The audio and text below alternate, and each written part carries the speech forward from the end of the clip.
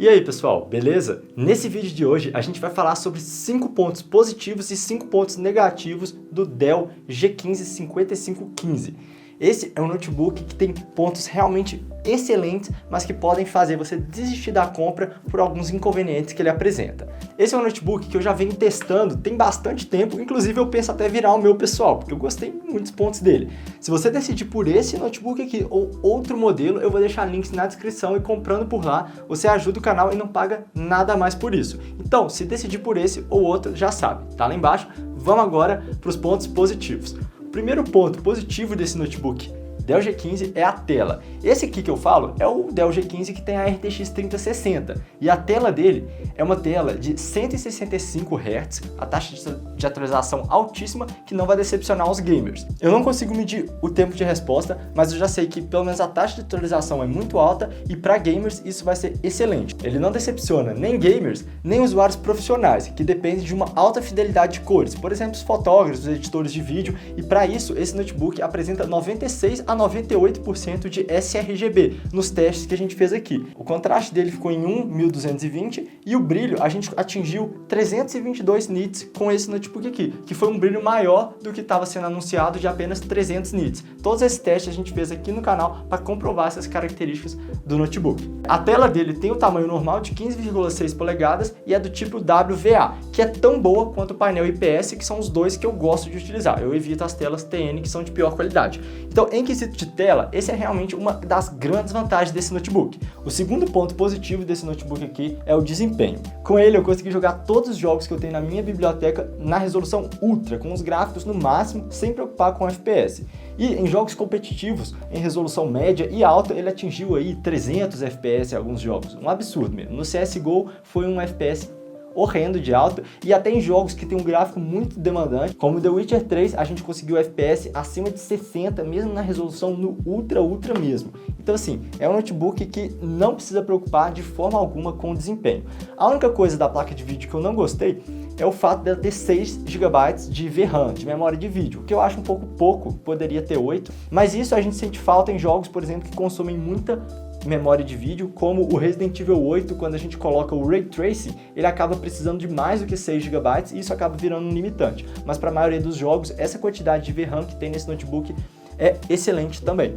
Essa placa de vídeo dele é a versão da RTX 3060 que tem 125 watts de potência, apesar de que no uso normal ela fica em 115 watts apenas. É só quando a gente aperta o modo G que aumenta o barulho das ventoinhas e libera todo o potencial para atingir um desempenho maior. A placa de vídeo dele não tem problema com temperatura, ela roda em temperaturas bem aceitáveis. O problema de temperatura maior que a gente enfrentou foi com o processador, mas eu ainda vou tocar nesse ponto, nos pontos negativos. Já o processador dele é o Ryzen 7 5800H, que tem 8 núcleos e 16 threads. Não falta desempenho então, tanto para jogos quanto para atividades profissionais.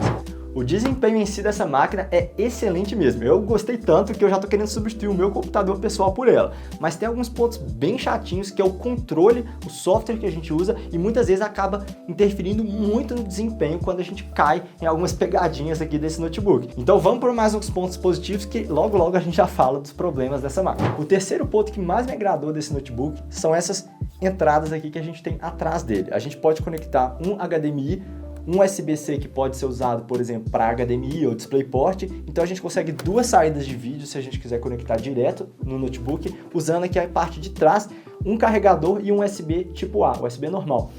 Então com isso tudo atrás, a gente acaba podendo jogar com espaço aqui, às vezes não tem nada saindo pelos lados dele, e isso eu achei fenomenal. Além disso, ele ainda tem uma RJ45 para conectar o cabo de Ethernet, uma entrada única de fone de ouvido e microfone, e aqui desse lado duas portas USB, além de que ele tem uma dissipação de calor aqui bem robusta. Mas em questão de entradas também, achei que foi um ponto bem benéfico. Ao todo são 4 USB e essa coisa de ser atrás é bem bacana.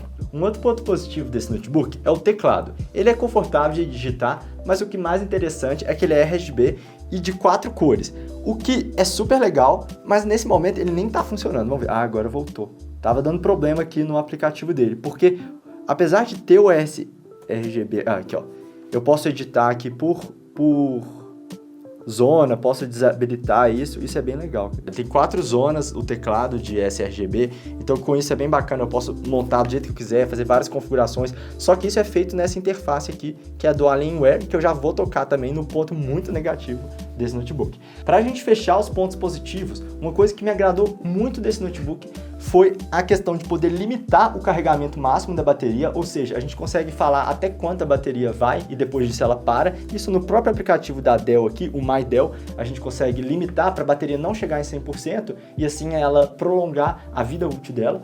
E também o próprio controle na BIOS que a gente tem de desabilitar a placa de vídeo integrada, que é um processo que é desabilitar o Optimus, que é uma tecnologia deles aqui, e ao fazer isso a gente ganha muito FPS aí nos jogos também. Então tem notebook que não tem essa opção de desabilitar o Optimus, nesse aqui tem um custo maior de energia que ele vai gastar quando a gente faz isso, mas ele vai funcionar legal. Então a gente falou dos 5 pontos positivos desse notebook, que são a tela dele excelente, o desempenho que também não deixa nada a desejar, essas portas aqui atrás, as conexões dele, o RGB do teclado e as configurações de bateria e na BIOS que permitem um controle legal do notebook. Mas tudo isso que eu falei de ponto positivo já vem com um grande porém da dificuldade que a gente tem com o software desse notebook. Ele veio de cara com o Windows 11. Quando eu comecei a usar ele com o Windows 11, eu já me deparei com um grande problema, que era que o software instalado para usar o notebook, que é o Alienware Command Center, vou até abrir ele aqui, ele estava instalado aqui, só que a versão dele não era certinha para o Windows 11.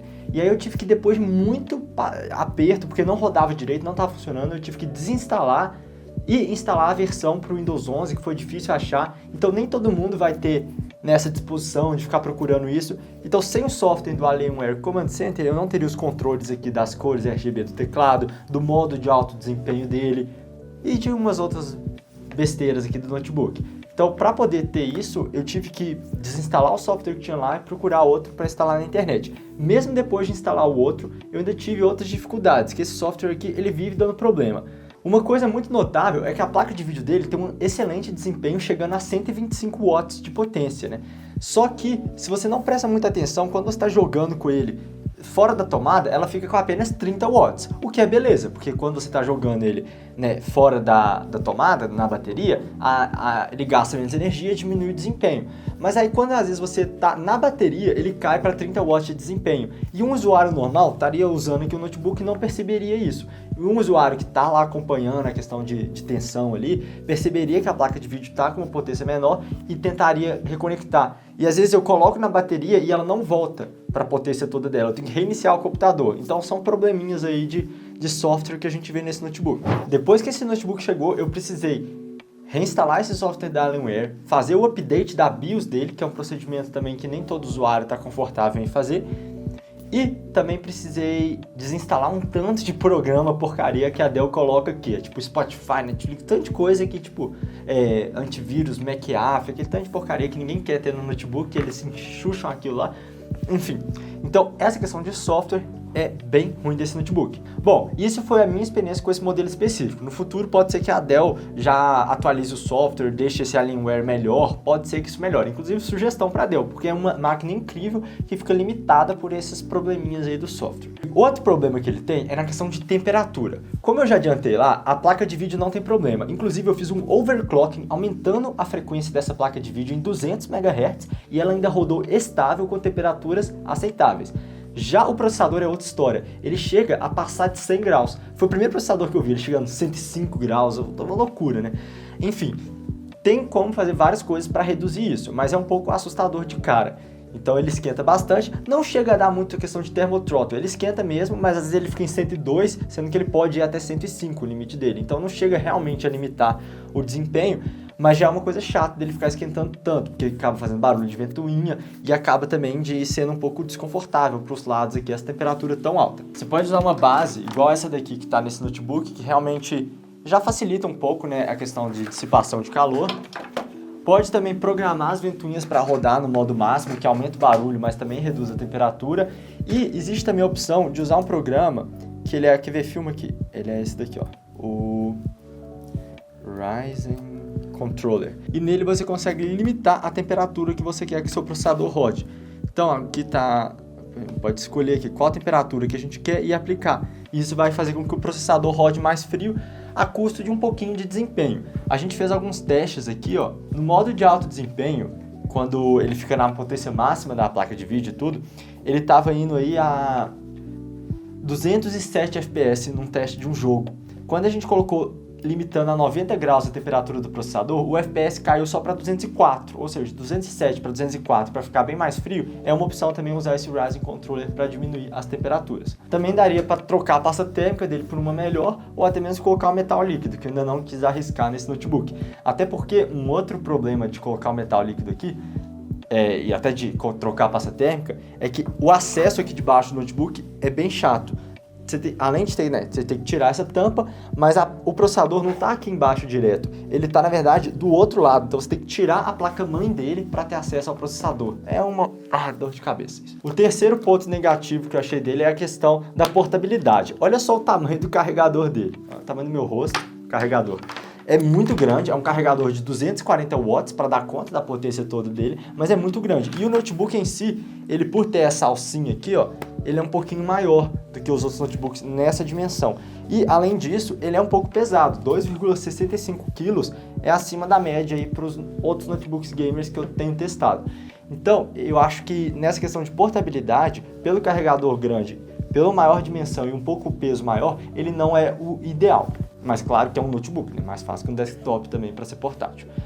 Além disso, porque ele esquenta muito, né? Sai muito, né, o ar quente aqui, ele não é um notebook ideal também para ficar trabalhando no colo. Até porque a carcaça dele também é toda de plástico, é 100% plástico aqui.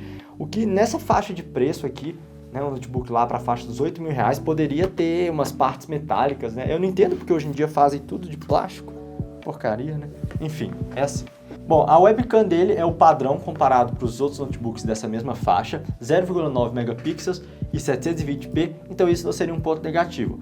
O touchpad dele eu acho que poderia ser um pouco melhor, eu não achei tão bom, mas também não é o pior que eu já testei. E um ponto que é ligeiramente negativo é o volume máximo que o som atinge nele. O áudio dele chegou em 71,2 decibéis, enquanto que em outros notebooks, o Acer Nitro, Gaming 3i, a gente chegou em 74,6 decibéis. Então é uma diferença considerável aí de decibéis que faz com que o som desse notebook seja pior. Acaba que para gamer, né, isso não influencia tanto porque joga a maior parte do tempo com um headset.